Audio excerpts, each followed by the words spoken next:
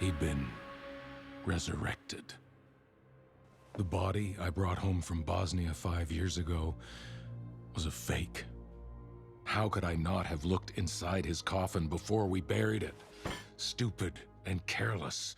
Following his death, I had allowed myself a moment of weakness. I allowed myself to be deceived. There was only one other person in Bosnia who could have pulled this off. Raish Al Ghul.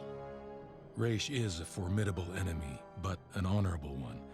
He'd even tried to get me to marry his daughter, Talia. There was once a twisted sense of family between us, but that was before Bosnia.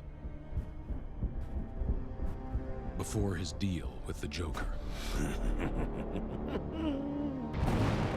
Bombing the banks of Europe with Joker's stolen uranium was only one part of their bargain. Distracting me from their deal was another. I thought killing Robin was the third part. I was wrong. Raish had no idea Robin was in Bosnia.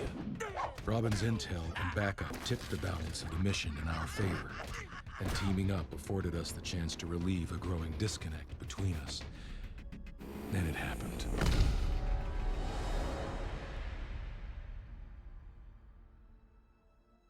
It was uncharacteristic humility for Raish to admit that he underestimated Joker.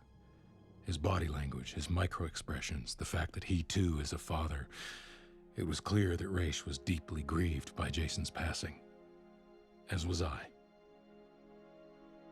Desperate to rectify his disservice to me, he found a way to steal Jason's body for submersion in his Lazarus pit. As it had helped him cheat death, Raish used its supernatural properties to resurrect my son. But the cost was high. While the pit revivifies the body, its effects on the mind are less predictable. The process drove Jason mad.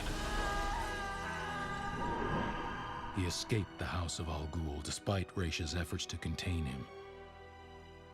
The Lazarus pit was obvious. I was prepared for that part of the story. It was only after hearing the rest of it, that Jason had been lost to both of us for 5 years, did I realize the true reason I'd confronted him.